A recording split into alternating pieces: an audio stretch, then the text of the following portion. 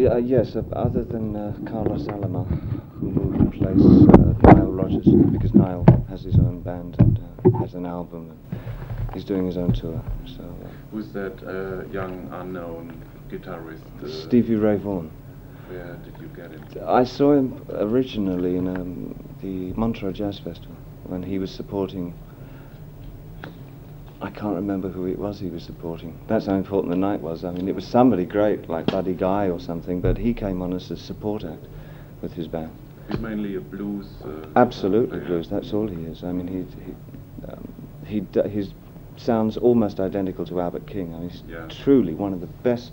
He's going to be an astonishing surprise. I think he'll be a huge guitarist. He's the best blues guitarist I've seen in 10 years. Quite there. He is convincing as Clapton was when he first started playing. And he's very young. Very young, yeah. His brother is with another rock and roll band in the States called the Fabulous Thunderbirds. That's his brother, Vaughan. I saw him in New York. Yeah. The bottom line, it was a great performance. But this one is of the best guitar players I heard in the last. But this is the kid brother who's even better. This kid is blinding, absolutely amazing. He's truly astonishing. Niall himself was, because Niall is an excellent guitarist, was very wary of using another guitarist on the album. I said, I wanted to bring this kid in from Texas. I said, you're not going to, he's absolutely fantastic. He said, well, a little white kid from Texas playing the blues? And I said, yes, but believe me. And we got him in the studio and just, he blew Niall away. He's wonderful. Did it fit in your plans to go back to blues and rhythm and blues? And he's willing to take on the other material, because on stage we'll be performing stuff from Heroes and Lodger and Low and whatever. And he's quite willing to perform within those confines as well. So I'm very excited about using it. Not an Adrian Bellucci type? Not at all, no. I think Albert King is the nearest I can think of in tone. Angry blues. But not many notes. He'll play where another guitarist will play 15 notes. He'll play 2 notes, but they're the right notes. Yeah, they're just his brother wonderful. Playing also very sparse. Yes. Well, we made a little list of things we want to ask. Did you? And the first thing we both noticed yesterday in the press conference was that you really often use the word positive. We listened back to the tape last night and we found out that positive showed up. We even saw maybe you joined Scientology, Ronnie Hubbard or something like that. No, I don't have to. I'm too positive. And yeah, we are curious how that happened, how that change in your life occurred, and how. I think because I had a period when I stopped playing music over the last 2 years and just concentrated on the films and stage things other than rock, like Bertolt Brecht in Bâle and the Elephant Man, whatever. And so I had to really make a decision for myself whether I wanted to return back into music again, and if I was going to, why. And I realized that I couldn't do it unless I really believed in the kind of music that I wanted to, that I could do something useful with it, the music. I'm at an age now where it doesn't occur to me to want to create a furor or some kind of superficial excitement about rock, that I think there could well be a return in music to some kind of social observation or statement can be made in music again, in a very simplistic and basic fashion. And that's what I've started doing with the new album. I hope that the next album will be even more convincing in that area. But it's hard to start writing in this style, for me especially, because I've been such a formalist and playing with construction. That so for me it's hard work, writing simple songs, very hard. So was there a certain point where you had to persuade yourself to get into music back again? Was there a point as you had doubts? Yes, I had doubts. I just didn't want to just see myself as an experimenter all the time. I think the situation in the world is in such a troublesome and weary plight that it occurred to me that as an artist I wanted to do something constructive with music now. Do you think there's a need to put something healthy in this Very much so. I think against so. all this these weird things? I think so. I think it's very easy to now, because of the zeitgeist, to slip into a steady nihilism, and I found it very easy to adopt a nihilist stance, and I had to shake that. It seems to be cliche to do simple, honest songs, and I thought, well, that's probably what's wrong then. They must be done. Have there been any special experiences you had who put you in this new mood, in this change? Yes, I think answering questions from my son. I think that the older he gets, the more observant and intelligent he gets. He asks me tough questions, and one really has to think about the answers.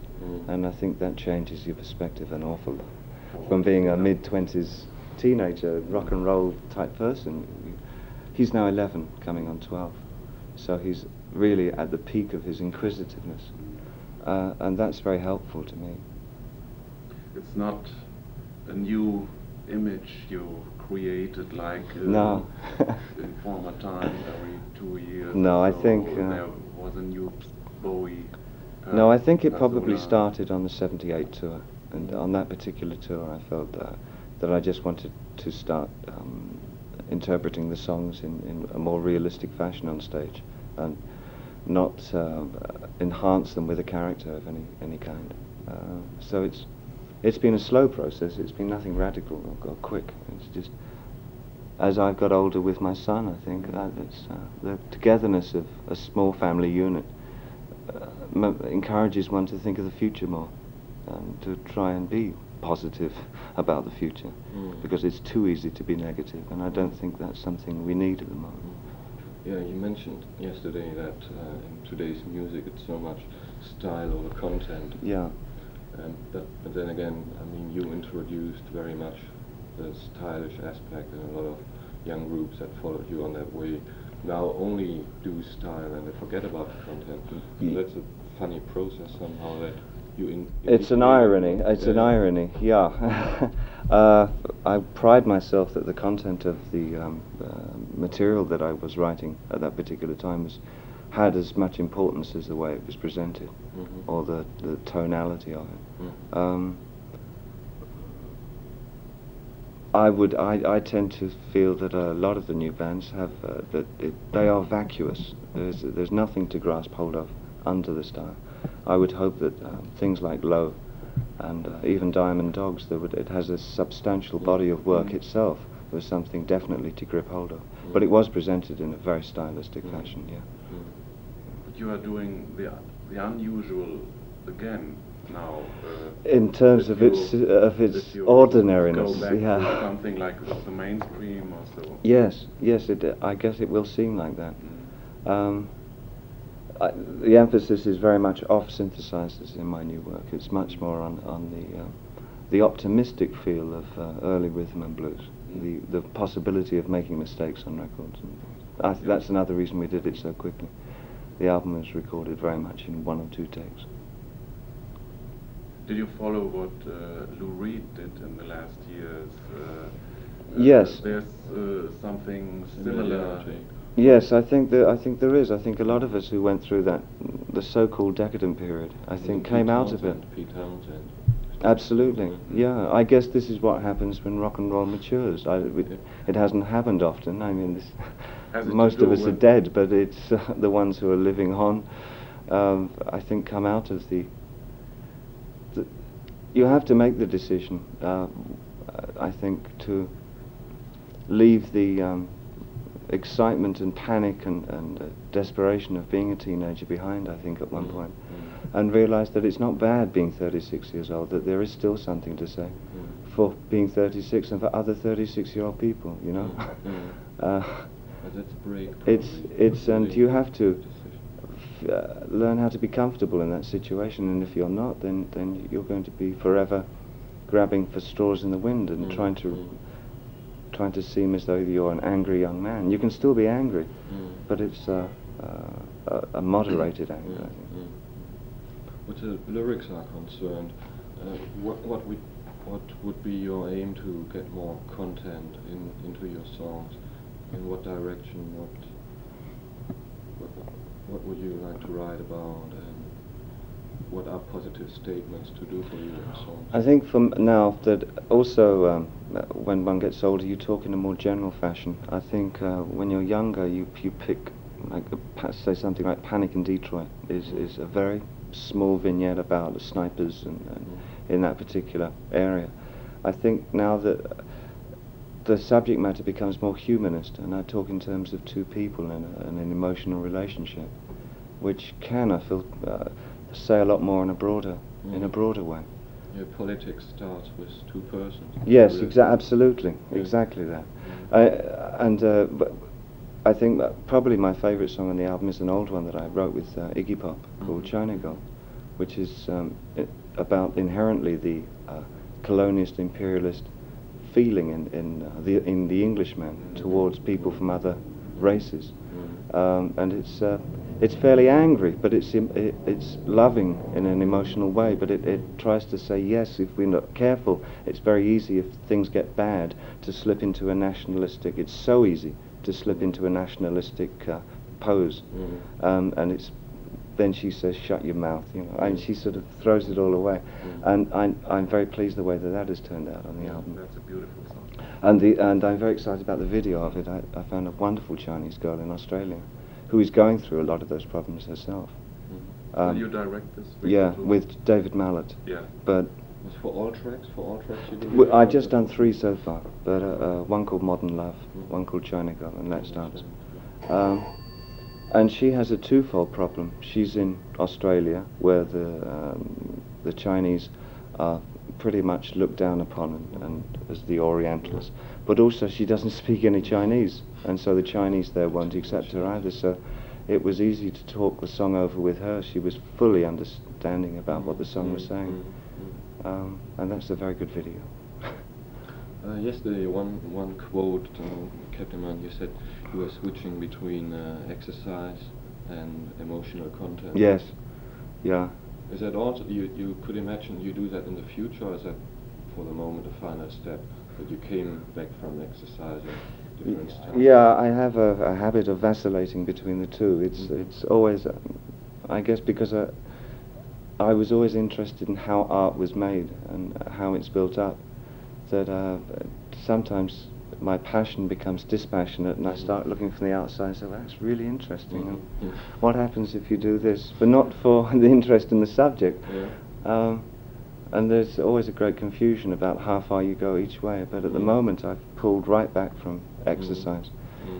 That's why I stopped working with my old musicians for the album, because they're so used to my way of working now, that they would automatically slip into a particular train of thought that I didn't want at the moment. I wanted musicians who are strictly into their own kind of music, and not into my kind of music. When you look back now on the different stages and phases you went through, with disguises and masks, and images, I mean, how do you relate to that now? Was it a growing up process? Are there special phases you can relate to or not relate to that are very strange for you now? I think I think they're all indicative of an artist achieving or trying to achieve maturity or understanding within himself, not necessarily maturity, but trying to rid himself of confusion. So for that, I think they're valid. But they're something that I don't want to return to. I think they are very parallel with the age and the experience I was going through at the time. I mean, I never want to be 29 again. Never. I'm happy to have left that. But it's an interesting piece of work that was left behind from that period. I don't play my old records very much. Which one do you play when you play? What now? What records do I play now? Yeah. Lord. I'm very keen on a band called Bobby Gregg and Friends, from 57, I think. No, I thought your own records. Oh, my own records. If you play anything. I think one that I still like a lot is Lodger. That's one of my favourite albums.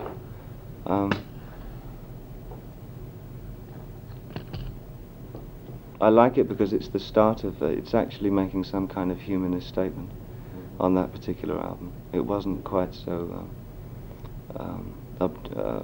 icy as the ones previous to it. I think side 2 of Low is still a side I like very much, but I don't play them with any great consistency. If you're listening to music by other people, are you listening to minimal music too? To music of Steve Reich or Phil Glass? No, I think that of the only new music I've listened to recently that I really enjoy, it was Satyagraha by Philip Glass. Yeah. I thought it was an extraordinary, wonderful piece of music. Again, Philip is, I don't know, I haven't talked with Philip for a long time, but from that piece of music he seems to be moving into a more humanist, emotional area, and I'm wondering if that is something that many of us are feeling. It seemed the 70s was a whole plethora of exercise and redefinition and re-evaluation of what we've been doing before, and if that's so, maybe the 80s is now we should take advantage of everything we've learnt and see if we can pull it together to make some realistic statement about how we want the world to be. Now we've been playing around during the 70s, well, what the world looks like, which is what I think I was doing. This is what the world looks like to me. At the end of the 70s, you say, well, this is what I wrote. My God, the world looks awful through my eyes. You know, so what's the other side of that coin? What do I want the world to look like? What is it I want? What do I want for my son? Yeah. You know, and it's something from there. So from all that exercise and learning, one hopes that but not with that glamorous mystique of the Dylan period or whatever. It should now be more workmanlike towards making, well, more like, I don't know, the arts and crafts movement that happened in the turn of the century. God, that sounds weird. It's very hard for me to explain. I hope the music says it. But is that an opinion shared by other musicians that you know, or actors, directors, whoever? Are you feeling on your own saying this, or are you feeling you have companions and people who feel the same? I think, well, I know certainly from somebody like Nile Rodgers it's what he wants to do, but he, of course, has initially a stronger reason for doing it, because he has a great cultural experience to push through. I mean, for him, he has a very strong black statement to make. But for me, it's a question of relating to my own culture and seeing where the terror is and where the fear is in the future. And it seems very complicated to me. But with Philip, I feel it through his music, Philip Glass. But I haven't talked with many other musicians now. I haven't talked with them for a long time. Interview with them for February. Okay. With Philip? Yeah. And I asked him about Civil Wars. He didn't know yet very much about it because he's so busy. Yes. And he didn't start yet. Do you know anything about this? Robert Wilson is the great catalyst. I mean, he can charm anybody. He's a great charmer. And he's charmed us all into saying, yes, we'd like to do something. But how far on he's going, I don't know. He's trying to raise the most extraordinary amount of money for him, because what he's going to do is going to cost millions, absolute millions. There's no way it's ever going to make any money back. So I think backers are thinking twice about putting money to it. It's, well, we're going to do this 12-hour piece, and it's going to take place all over the world, and will you put some money into it? And they're saying, we'll never make any money back, no. You'll be only in the part Philip Glass composing the music for. Originally, Robert wanted myself to write some music for it, but that's going to be impossible because with the tour, and then I'm also working on ideas for my next album, and he wants to start the performances off this year, and there's no way I can do it. So I suggested that he ask Philip to contribute, and David Byrne to do the lyrics or the poetry, or Iggy Pop. It would be interesting to see Iggy Pop writing with Philip Glass. I thought it would be an extraordinary combination.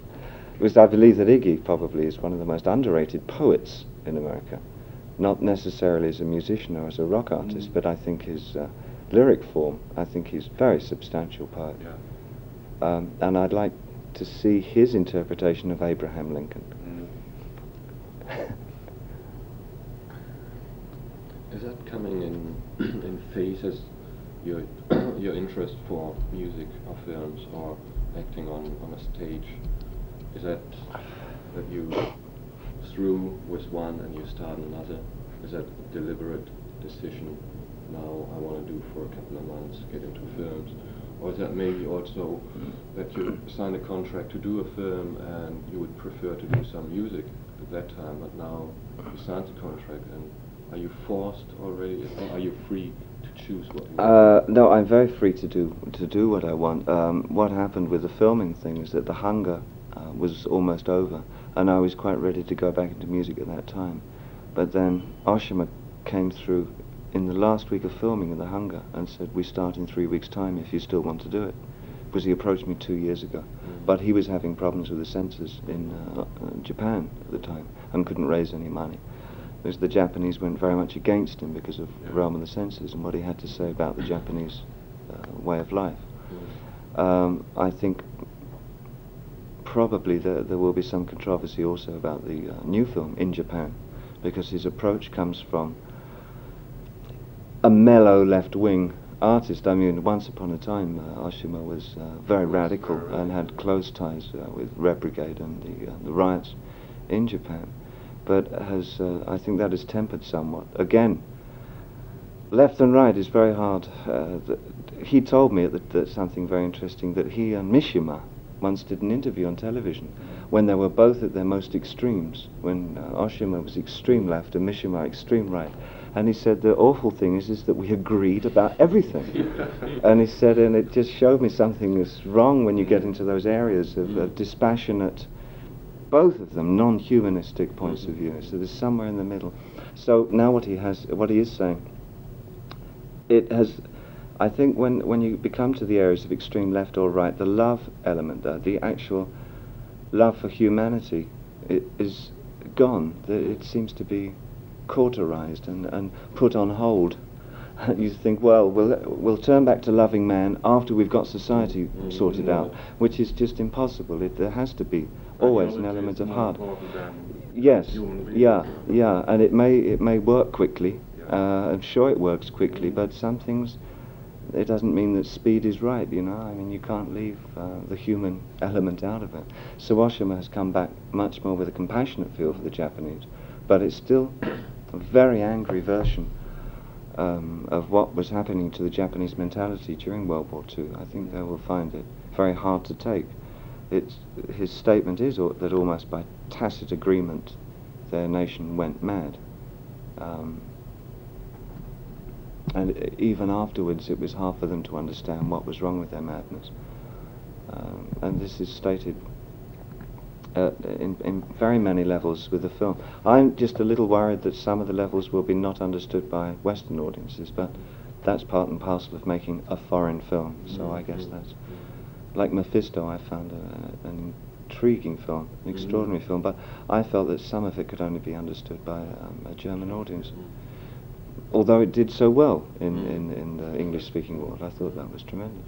Did you know Oshima longer before? Or? I knew his works like The Boy and Ceremony, Death by Hanging, and stuff like that. You liked it? Oh, very much. Absolutely tremendous filmmaker, because he goes against all the rules of Japanese cinema. There's no idealizing the cultural values or the myth of the samurai and all that. I mean, it doesn't. He shows the meat and bones of the other side of Japan, which is this reluctance to be individual because of the need to be the same, because they're all around the coast and they're packed very tightly, and even doors go like that so they don't take up space opening that way, and but he directs in a very ritual yes, Japanese it's almost way, it's almost a parody of the Japanese form. I just find him a very intriguing man for a Japanese. I mean, there are very few Japanese who are quite as, I guess, westernized, really, in his need to be individualistic in his approach. How is this experience, the experience with Tony Scott in comparison? Let's have a coffee, yeah. In comparison comparison to Oshima's work, it must be a little bit like the contrary. Working with Tony was for me a disappointment.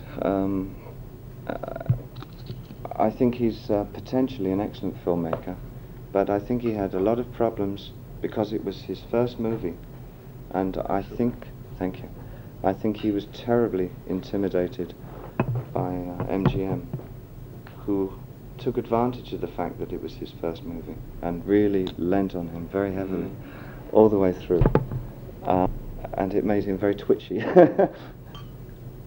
And I don't think that he was able to make the film with the kind of conviction that he would have if he'd had a sympathetic producer or set of producers.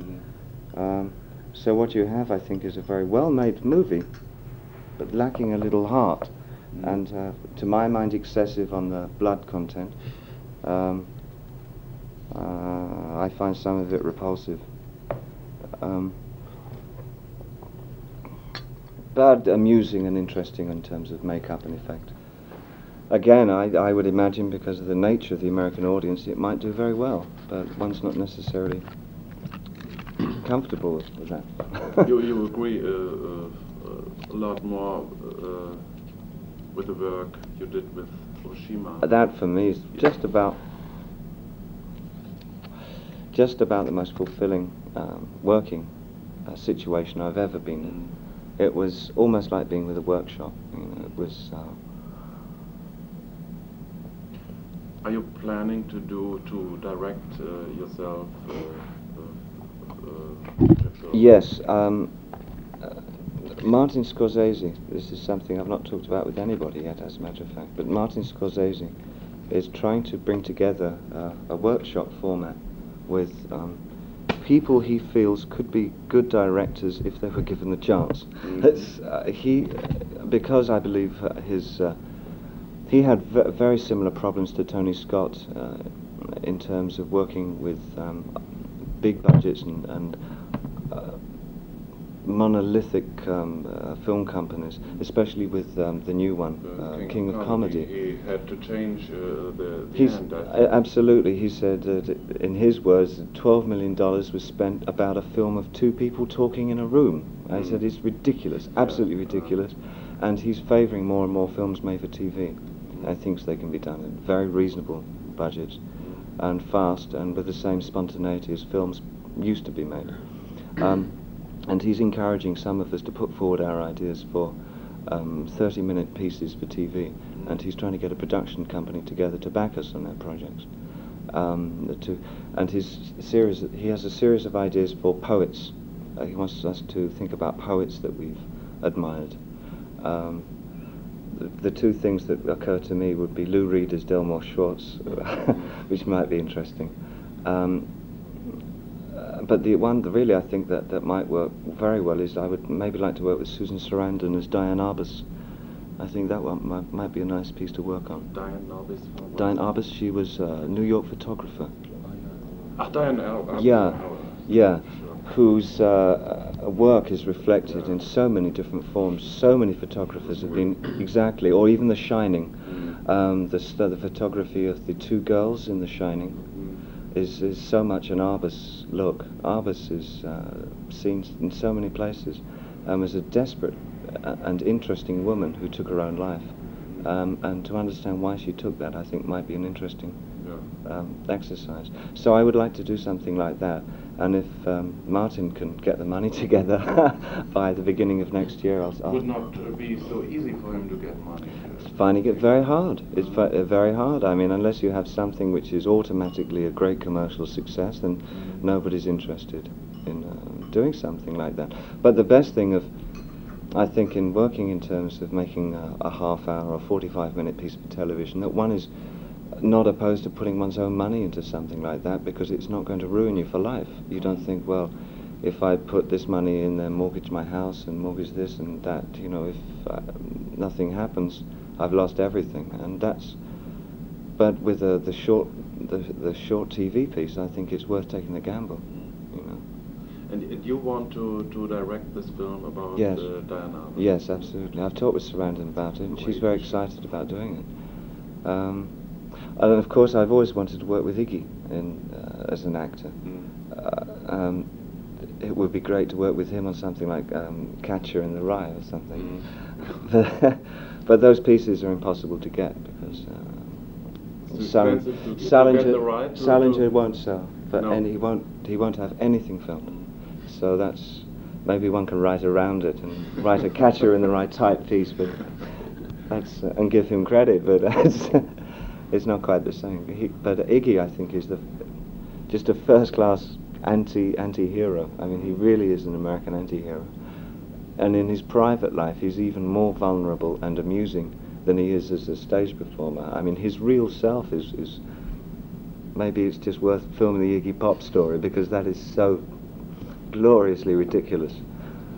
It's the antithesis of the usual rock and roll idol.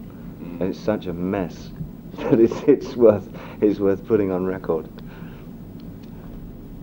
But I haven't approached him about doing that. Where's he living in Los Angeles? Oh, he's... On your leaves, I think.